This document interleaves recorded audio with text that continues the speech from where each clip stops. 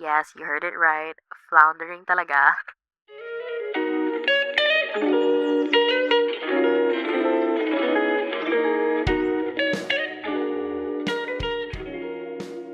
Hey, what's up, you guys? Welcome back to the podcast. Today's episode is going to be one of those deep introspective ones where we tackle something that for sure many of you have either experienced or will experience at some point in your life. And it is da da da da a midlife career crisis. Now, I know the term midlife might sound a bit premature, especially if you're in your 20s, but let's be real. This is the decade where you start questioning everything, whether it's the career path you've chosen, the impact you're making, or the sheer purpose of what you're doing every day. These existential questions can hit you like a ton of bricks. And while it's a daunting experience, it's also incredibly valuable because it forces you to confront the big questions and make some important decisions. Let me share a personal story with you.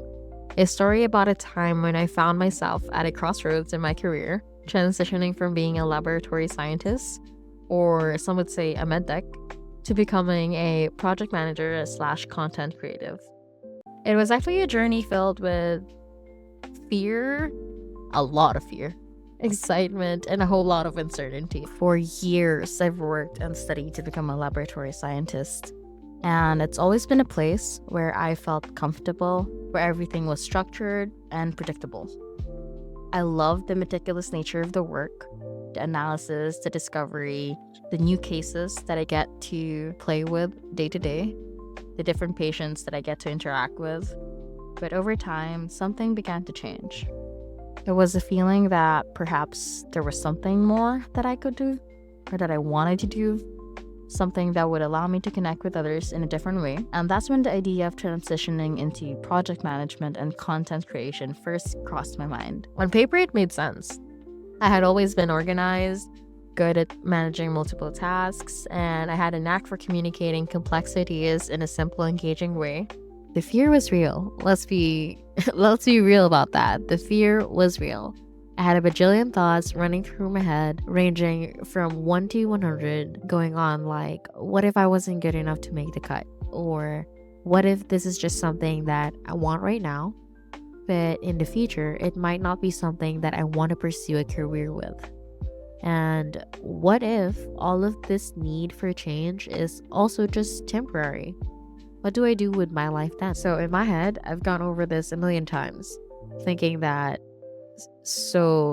do I just completely throw out my career and mold my life just to fit accordingly to this specific thing that I think I want to pursue? What about all the money that I spent trying to build off a career off of being a medtech or investing it to become a laboratory scientist, only for me to change my mind now? Those were the thoughts that were running through my head when I first started thinking about transitioning careers. But let's also be honest here. The fear was actually balanced by excitement. There was this thrill at the thought of trying something new, of stepping into a new role that could potentially combine my love for organizing ideas and my passion for storytelling, and all the while still being able to help others. But unfortunately, the excitement didn't erase all of the doubts, and I had this brief period of time wherein I had to question myself constantly. It wasn't an easy decision that I just had to make, because all the while I'm generating all of these ideas of what I wanted to be, I had to think about the timeline of my life, right? Like, where am I right now? And the financial capabilities that I have as well. So it's not really that easy when you have, I guess you could say, baggages to consider. So you have to plan for these kinds of things, right? Those were the things that I was heavily considering during the time that I was still thinking about my career transition. And it wasn't until I got out of my doomsday bubble talaga that I started looking up people who's going through the same thing as me. Talking to people, researching people that's going through the similar transitions as I am, that I began to see the doubts and fears that I had initially in a new light. I actually realized that a lot of the things that I was experiencing then were pretty normal. And it was actually necessary because they were big, glaring signs that I was at a cusp of a growth that I didn't know about, and that I was about to step into a new chapter of my life that could potentially even be more fulfilling than the last. There were moments where I felt like I was lost, like I was floundering without the solid ground of my old career to stand on. Yes, you heard it right, floundering talaga. Like I was starting off anew and I didn't have the stepping stones that I previously had in my old career. So I had to start building one again. Tapos papasok pa dito si sense of urgency, right? Because tama nga naman, you're no longer the fresh graduate that you once were with endless possibilities. The choices you start making now feel a little bit more permanent, a little bit more consequential. The decisions you make now seem to carry more weight. But here's the thing that I actually realized. A midlife career crisis, as daunting, as intimidating as it can be sometimes, it can be a very powerful catalyst for change. It's an opportunity to realign yourself with your career and your evolving values, interests, and goals. Because it's true, when you were younger, when you just got out of college, you had a different set of values then, different types of interests and goals than what you have right now. And a midlife career crisis, I'm not saying that you have to have one before you realize this, but it gives you the perfect opportunity to realign your career with who you are right now as a person. And I'm not gonna lie to you, the flood of emotions that I had to go through just to get to where I am right now is crazy. I remember being so scared, so anxious, so frustrated, and even so guilty at one point. Amidst all of my thinking to myself part, I realized that when you reinvent yourself and your career during a midlife crisis, it's scary for a bunch of reasons. But I'll give you these four. First, it's actually the most common reason, I think. It's the fear of the unknown. When you spent years building a certain identity and path, stepping away from that feels like stepping into uncharted territory. You don't know what's on the other side, and that uncertainty can sometimes be so overwhelming. And then there's the crowd favorite. Number two, the fear of failure. You've worked so hard to reach a certain level of stability and success, and the idea of risking that, of potentially losing what you've already achieved and worked so hard for, that can be a huge gamble. It's not about starting over, it's about the possibility of things not working out and having to face the consequences of that as well. Kasi okay ka na eh. Tapos, you make this sudden decision to change what you have, thus it fails. That's so scary, right? And then number three, the fear of judgment. What others might think if you decide to pivot or take a different path. We often worry about how our decisions will be perceived by family, friends, and colleagues, most especially if those decisions go against the expectations of what they have for us. And finally, perhaps the scariest part even, it's the fear of losing a sense of self. Your career, your achievements, they're tied up to your identity. When you consider changing that, it could feel like losing a part of who you are. Stability in this sense isn't just about financial security as you might usually think. It's about the comfort of knowing who you are and where you fit in the world. So when you're thinking about reinventing yourself, it's not just facing the fear of change. You're confronting the fear of losing everything that's made you who you are up to this point. And that's what makes it so daunting. Okay, so in today's episode, we're going to be exploring the 7 key lessons that I have personally learned during my midlife career crisis. And just to put it out there, this is not solely just for people in their mid to late 20s, Maybe you could also apply it as well, whatever age range you might be in, if you do resonate with it. And also to take note that these lessons aren't just about surviving the crisis, they're also about thriving through it and coming out of the other side with a clearer sense of purpose. Let's dive in. Number one, it's okay to question your path. The first lesson, and arguably the most important, is that it's okay to question your path. In fact, I personally think it's healthy. Whatever age range you might be in, you've probably been on a certain career trajectory for a few years now. Mine was specifically being in the science field. I was priming myself to practice being a medtech, right? And for you, maybe you chose a career that made sense at that time, or perhaps it was something that you were passionate about in your early 20s. But as you grew and evolved, as all people do, it's natural to start questioning whether the path still aligns with who you are and what you want out of life. Questioning your path doesn't mean that you failed or that you've made a wrong choice. Could we please repeat that? Questioning your path doesn't mean that you failed or that you've made a wrong choice. It just means that you're being reflective and intentional about your future. So when I was in high school and grade school, I always remembered how English and science was always easy for me.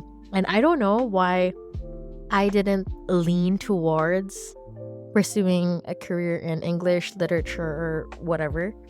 But I decided to go with science, and that's when I discovered about being a medtech. And I don't know why, but during that time, I had this thinking in my head that, oh, medtech, that's going to help me earn a lot of money because I was like in the science field. You know, the typical gusto that you have when you're a child before reality sets in and like the cost of living sets in your head and you're like, yeah, nope. So that was basically me when I was trying to decide what I want to do for college. I had fun in college and I don't regret anything at all that happened during college. I enjoyed studying what I did, even the challenges that came with it, the numerous pages that I had to read so that I could grasp a concept, the numerous books that I had to reference just so I could have the correct answer for a specific question, and the list of things that I had to memorize just so I could understand a certain pathology of a disease. I don't regret studying all of that because I thought it was very interesting and I was so curious during that time. But moving forward in my career, I don't necessarily see any use for those details in my life right now since I am not actively trying to pursue medicine. So I just wanted to start again with a new career that is in line with the values and goals that I have in life.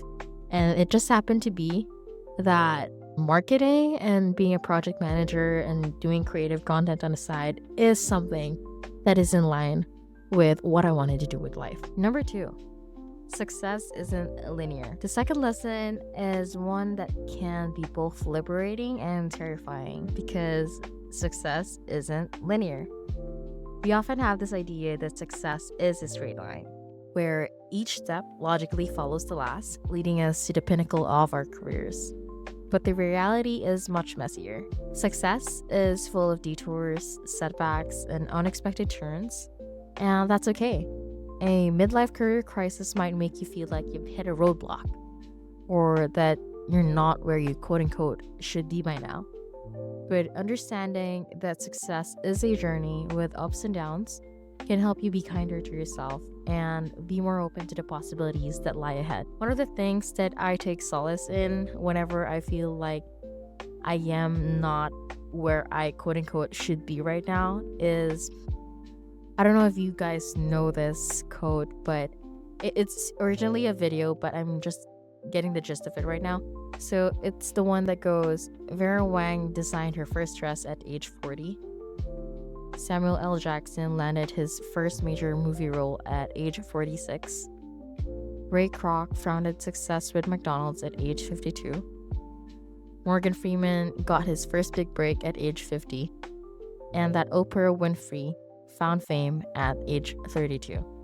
There's no such thing as too late, only on your path and on your time. And that's something that's been always comforting on my end whenever I try to introspect regarding this topic, because it always puts things into perspective on how I want my life to be at that age.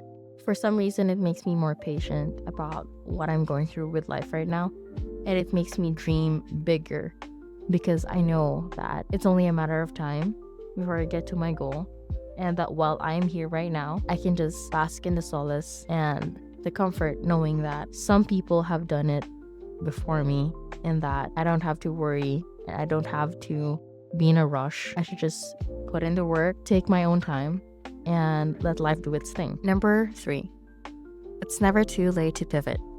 One of the most empowering lessons you can learn during a career crisis is that it's never too late to pivot. Whether you're thinking about switching industries, starting your own business, or going back to school, your mid to late 20s are still an excellent time to make change. Yes, it might feel daunting, especially if you've invested years into your current career, but the truth is, your 20s are all about exploration and growth. Making a pivot now could set you on a path that's far more aligned with your passions and long-term goals. There's this other quote that I always reach for whenever I think about career transitions, and it's the one that goes, "It's never too late to pivot." Your career isn't defined by where you started, but by the courage you show when choosing where you want to go next. Number 4, your career doesn't define you. So I'm going to be telling you guys about a short story, and it goes like this. There was this networking event where a group of professionals gathered around small high tables, sipping on cocktails, exchanging business cards, and one of them, let's call him Alex, was a successful marketing director at a well-known tech company. He had spent years climbing the corporate ladder, and his career was the centerpiece of his identity. Whenever someone would ask, "Who are you and what do you do?" Alex would proudly respond, "I'm Alex, the marketing director at blank company." The event was filled with similar introductions. "I'm Sarah, the CFO of blank company. I am John, the head of operations at a blank company." Everyone in the room seemed to be defined by their job titles, as if who they were as people didn't exist outside of their careers. As the evening went on, Alex met Emma, a woman with a warm smile and an air of calm confidence. When asked the usual question, she simply said, "I'm Emma. I love painting, hiking, and I'm passionate about environmental conservation." There was no mention of a job title or a company name, just a genuine sharing of who she was as a person. Alex was taken aback. He was so used to defining himself by his work that he didn't even know how to respond in a similar way. "But what do you do for a living?" he asked, almost automatically. Emma laughed softly, and she answered, "I run a small consultancy, but that's just what I do." For the rest of the night, Alex couldn't shake the conversation. It dawned on him that he'd been answering that question the same way for years, as if his entire identity is wrapped up in his job title. But who was he outside of work? What were his passions, his interests, and the things that made him unique? That night, Alex lay in bed and he thought deeply about Emma's words. He realized that he had been so focused in his career that he had lost sight of who he was beyond it. The next day, he made a conscious effort to explore parts of himself that he had neglected for so long. He took up painting, something that he had loved as a child, and reconnected with old friends he had lost touch with during the climb up the corporate ladder. Over time, Alex found a new sense of fulfillment. He still worked hard and valued his career, but he no longer let it define him. When people ask him, "Who are you and what do you do?" he started answering with things that truly mattered to him. "I'm Alex. I love painting. I enjoy spending time with my family, and I am passionate about storytelling." Through this shift, Alex learned that while careers can be important, they don't define who we are. What truly matters is how we connect with the world, what we're passionate about, and the person we choose to be beyond the office walls. In a society that often equates self-worth with professional success, It's so easy to fall into the trap of believing that your job title or career achievements are who you are. But during this time, you start to realize that you are so much more than your job. Your worth is defined by your values, your relationships, your passions, and the impact you make in the world, both inside and outside of work. Detaching your identity from your career can be incredibly freeing as it allows you to pursue paths that truly resonate with who you are. Number 5, burnout is a wake up call. Burnout is something many of us experience at some point of our careers.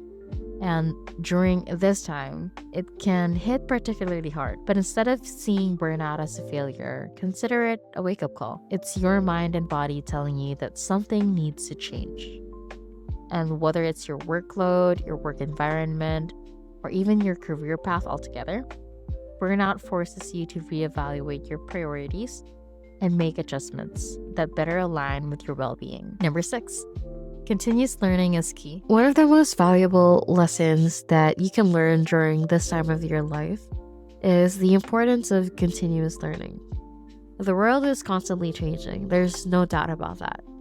And so are the skills required to thrive in it. If you're feeling stuck in your career, it might be time to invest in learning something new, whether it's taking a course, reading books, or even seeking out new experiences.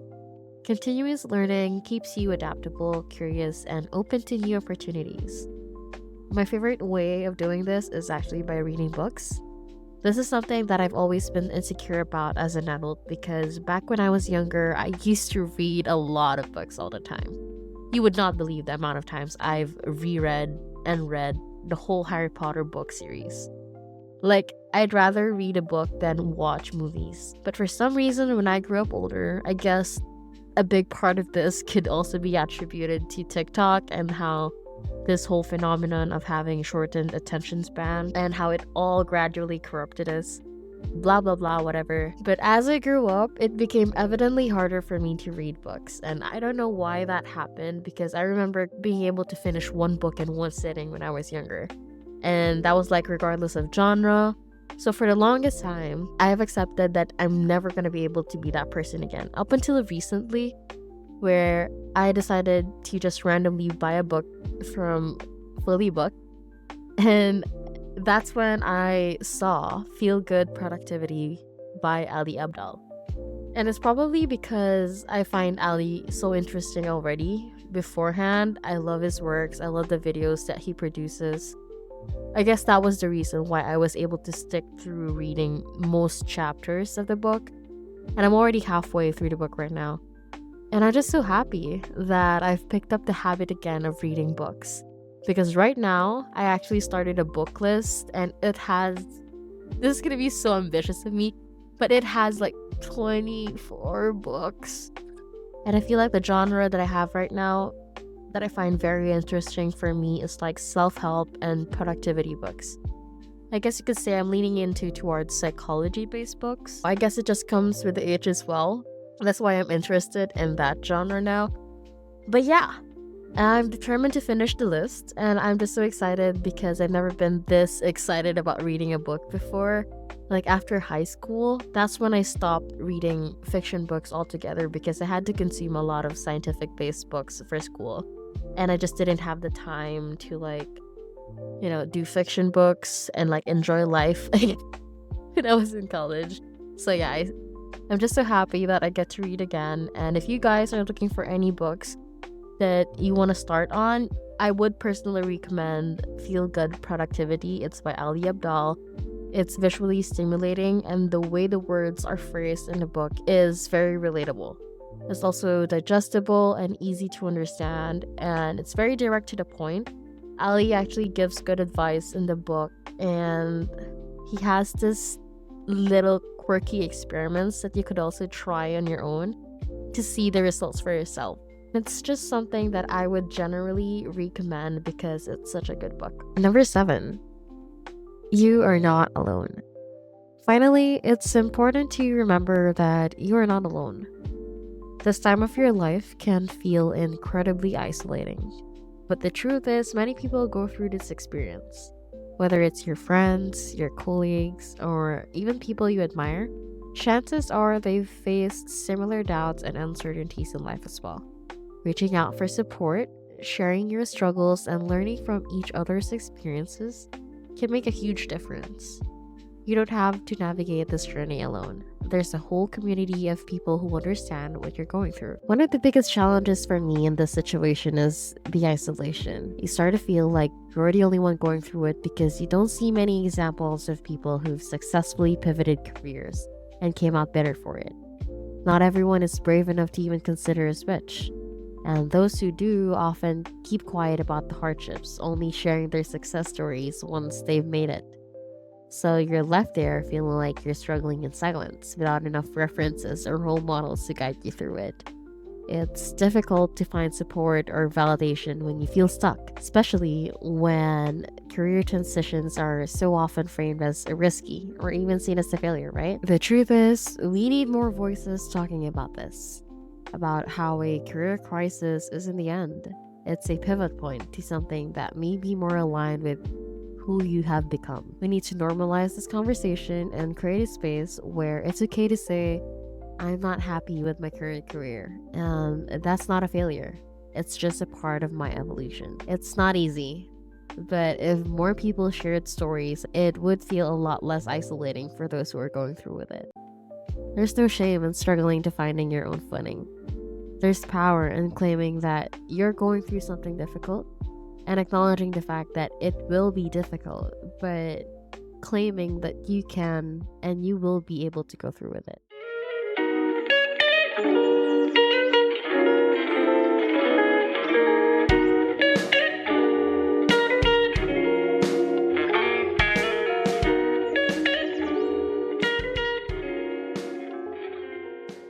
So, there you have it, 7 lessons you can learn from a midlife career crisis.